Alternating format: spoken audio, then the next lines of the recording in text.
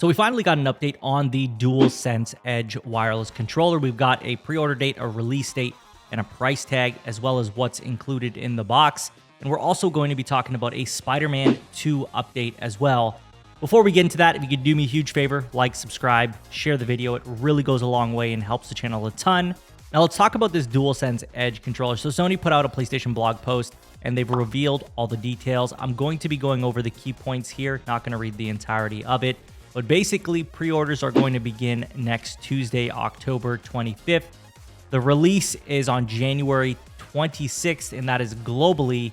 It's a little bit interesting how they're going to launch this, as the DualSense Edge controller is going to be on PlayStation Direct first in the US, UK, France, Germany, Netherlands, Belgium, and Luxembourg.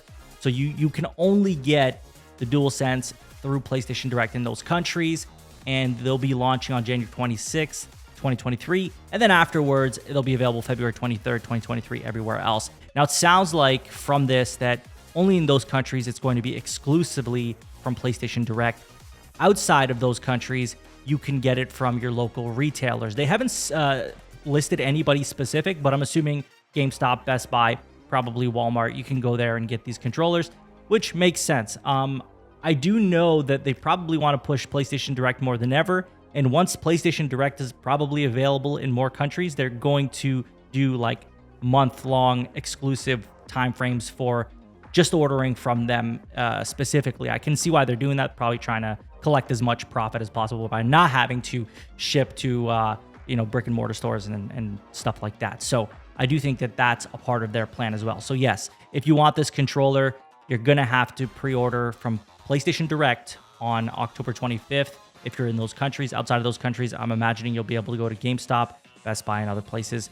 Launching January 26th, and then after that, February 23rd, outside of PlayStation Direct for everyone else.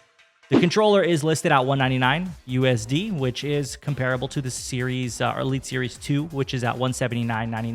There are a few more features in the DualSense controller, so I imagine that makes up the cost of it being a little more expensive. It's a premium controller, so you got to expect that you're going to be spending top dollar, right? And a lot of people who want the best gaming experience, want that competitive edge, they're going to find the value here in a $200 controller. So that is something to consider. I mean, if you don't really care for the competitive edge, if you don't really care about, having tension sticks and all this other stuff and being able to replace pieces and the paddles, this controller is not for you. But if you do care about those things, then yeah, $200 is really not that bad for a controller that's supposed to be the top of the line. That's supposed to be the best controller on the market in terms of what PlayStation offers. So really, it's reasonable in my opinion. You'll also be able to pre-order the replaceable stick modules. They'll be available same time, select retailers again, PlayStation Direct exclusive, and then after that, it'll be at local retailers if you are in the PlayStation Direct zones. If you're not, your local retailers will be the way to go. These stick modules will be priced at $19.99 USD as well. In terms of what you get with this, you get a DualSense Edge controller, you get a USB braided cable, 2 standard caps, 2 high dome caps, 2 low dome caps, 2 half dome back buttons, 2 lever back buttons, connector housing, and carrying case. So that's a lot of stuff, and you get a lot with this. This is not just a controller. You're getting pieces you can change, you're getting a carrying case, you're getting all sorts of stuff here. So there's a lot of great stuff that comes with this. So while again, $200 premium controller, you're still getting a lot of great stuff with it. So I think that, personally speaking, I think there is value there. But that is everything that's coming with this, and that is pretty much all the updates they've given us through this PlayStation blog post. Now, next I want to talk to you guys about Spider-Man 2. We got a bit of an update coming straight from Insomniac Games' Twitter account. When asked, or when said by @ComeOnSpiderSense, I'm starting to get worried, honestly. I've been bugging Insomniac about it, but I stopped after they told me it wasn't ready. I really hope it doesn't get delayed.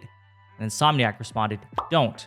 We're making good progress, and it's still slated for 2023. Showing games takes time, effort, resources, and coordination. So this is them reassuring people, hey, it's still coming for 2023. Nothing has changed. And that's reassuring, of course. I didn't think anything had changed either. I think 2023 was still definitely going to be the date or the year for the release. So that doesn't come as a surprise to me, but it's nice to hear Insomniac Games say it as well. Really, all they said was nothing has changed. So 2023 is still the date. and we're still working and we're making progress. And, we just need more time. Obviously, this comes after Millier's tweet saying that the PlayStation Showcase has been delayed. And I noticed there were some mixed feelings on that. Some people saying that she's just making it up, and other people saying that it makes sense. And I do think that there are arguments to be had on both sides. When it comes to how serious Sony is about the CMA and making sure this acquisition doesn't go through, I really believe that this isn't out of the realm of possibility. I find it funny that people think there's absolutely 0% chance that they would delay a showcase. I don't think there's 0% chance. I think that there's definitely a chance. Do you see how serious they are about really making a case for themselves? You think that they wouldn't delay a showcase? I think really what it comes down to is that they want to make the best case possible. Now, that is definitely an opinion of mine. That's speculation on my end. I'm not saying that that's 100% the case. Whether Millier knows something that we don't or not, that's another thing as well. She only knows that. I don't know if it's true or not, but I'm inclined to believe that it is a possibility, and I'm inclined to believe that she may know something. She knew about Wolverine. Someone pointed out it was secondhand information. I'd like to say that most people get their information secondhand, unless you're a Jason Schreier, unless you're a Tom Henderson. So this isn't out of the realm of possibility, once again, for this to be true. Whether it is or not is up to you. You decide for yourself what you think. But to kind of dismiss it completely, it's a little bit shocking to me, because Sony's done crazier things than delay a showcase for business reasons. It's not out of the realm of possibility, but that's my 2 cents on that. Overall, I think we'll get our definitive answer if we don't get a Final Fantasy 16 trailer this month. Yoshi P said, hey, we're getting a Final Fantasy trailer. We're going to show you another trailer in October. And if that does not happen, guess what? I truly believe that Millier was not wrong. They probably are delaying the showcase because of the whole CMA thing, and they want that November 8th date to go before anything else. So I think that's something to consider, man. I really do. I think that we need to kind of think outside the box and not just think that, oh, this is impossible. It's $1 billion. No, man, come on. This is not out of the realm of possibility, and we'll know. I think we'll know once we see what happens with Final Fantasy 16.